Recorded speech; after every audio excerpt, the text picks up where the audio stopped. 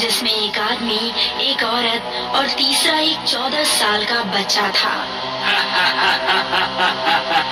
हम तुझे ऐसा नहीं करने देंगे, तुझे इस मटकी के साथ ही दफना देंगे। सर्द रात थी, चारों तरफ घना कोहरा और ठंडी हवाएं चल रही थी।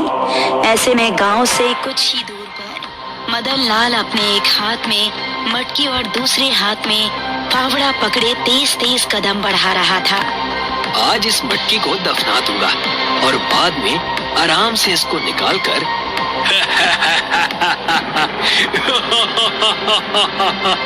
उसकी बात बीच में ही अधूरी रह गई जब उसको 3 लोगों के एक साथ हंसने की आवाज सुनाई दी। हे भगवान! उसे जंगल में एक जगह दिखाई दिया जहाँ काफी कम पेड़ थे। उसने वहाँ फावड़े से एक गड्ढा खोदा, फिर उस मटकी को उसके अंदर रख दिया। बाद में उसने जैसे ही उस पर मिट्टी डालने के लिए फावड़ा चलाना चाहा, तभी उसने ऊपर देखा तो 3 आत्माएं, जिसमें एक आदमी, एक औरत और तीसरा एक 14 साल का बच्चा था। हम तुझे ऐसा नहीं करने देंगे, तुझे इस मटकी के साथ ही दफना देंगे। उसका पैर अचानक से मुड़ गया और वो भी उसी गड्ढे में गिर गया। फिर तेज तूफानी हवाएं चलने लगी और उन हवाओं से सारी मिट्टी अपने आप गड्ढे के अंदर गिरने लगी और गड्ढा पूरी तरह से बंद हो गया।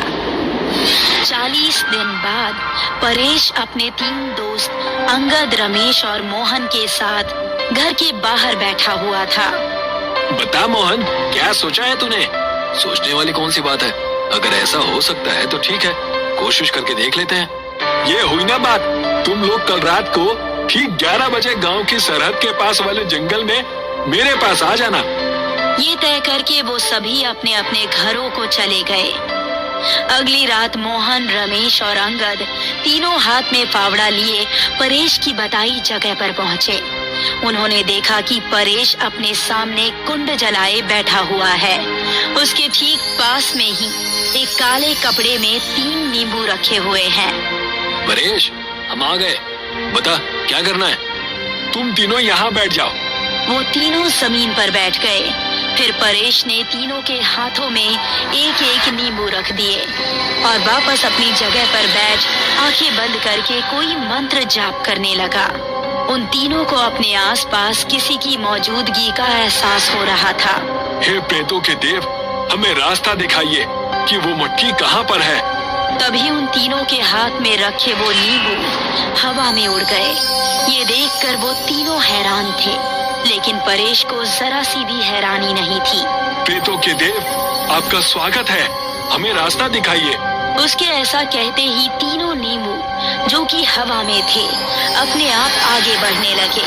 वो चारों अब उन नींबुओं का पीछा करने लगे।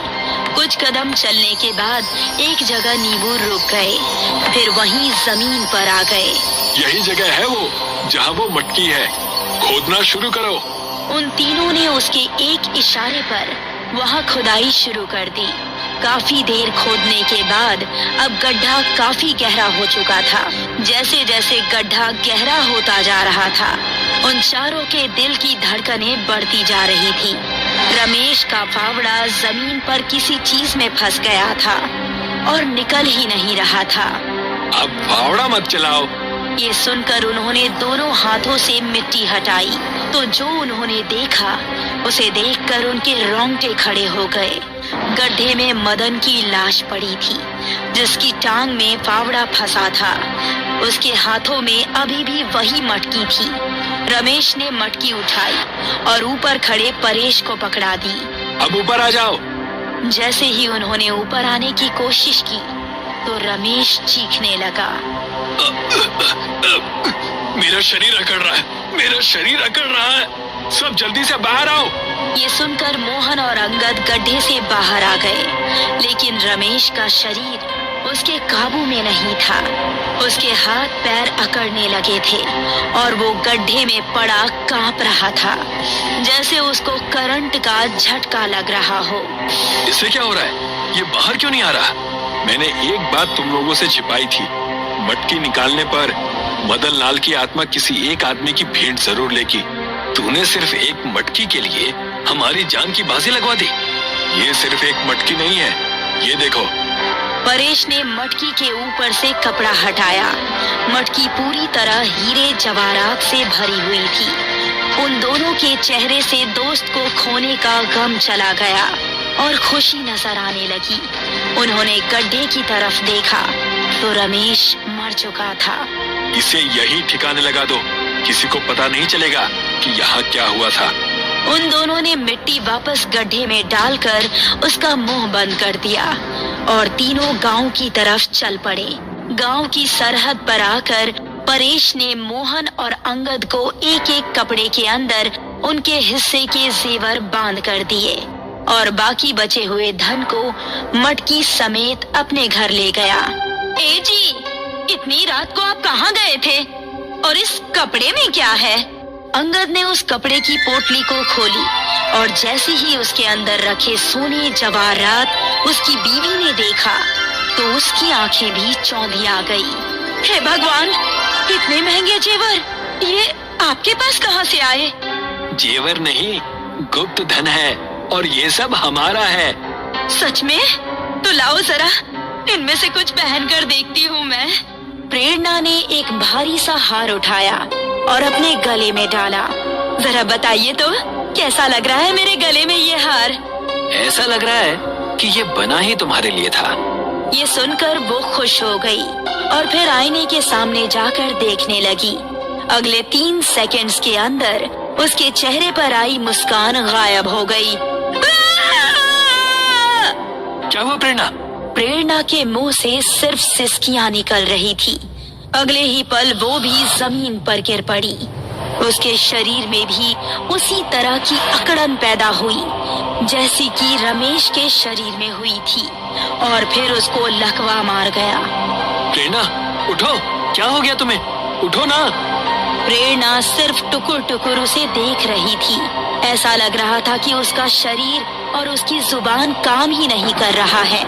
अंगद ने उसको उठाकर बेड पर लिटा दिया। फिर उसने उसके गले से हार उतारा और वापस उसको उस कपड़े की पोटली में बांध दिया।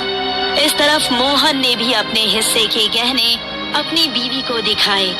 अरे वाह जी, रोजाना तो आप छोटी मोटी चोरी करके आते थे, पर इस बार तो आपने काफी बड़ा हाथ मारा है।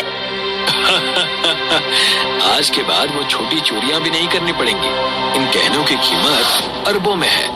मैं कहती हूँ हम इनको पहनकर दिखावा नहीं करेंगे, बस एक एक गहने को बेचकर अपने घर का खर्च अच्छे से चलाया करेंगे। हाँ ये तो ठीक है, लेकिन मेरा तो मन है कि इस बड़ी सी माला को पहन कर देखूं। कोई देख लेगा तो? कोई नहीं देखेगा, घर में ही पहनूंगा, बाहर नहीं। ये कहकर मोहन ने भी एक मोतियों की माला उठाई और अपने गले में पहन ली। देखा मुझ पर कितनी जच रही है ये। मोहन खुश हो रहा था, लेकिन अगले ही पल उसकी बीवी चिल्ला उठी। ये क्या हो रहा है? आपके कान से ये क्या निकल रहा है? मोहन ने हाथ लगाकर देखा तो उसके दोनों कानों से खून निकल रहा था।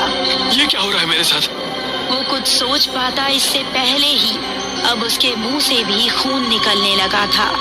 उसको उसके शरीर में एक अजीब सी कमजोरी महसूस हुई और वो चक्कर खाकर जमीन पर गिर गया।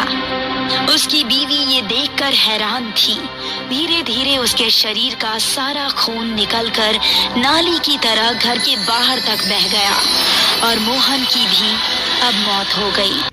तो दोस्तों, इसका दूसरा पार्ट देखने के लिए हमारे YouTube चैनल को सब्सक्राइब जरूर कर ले।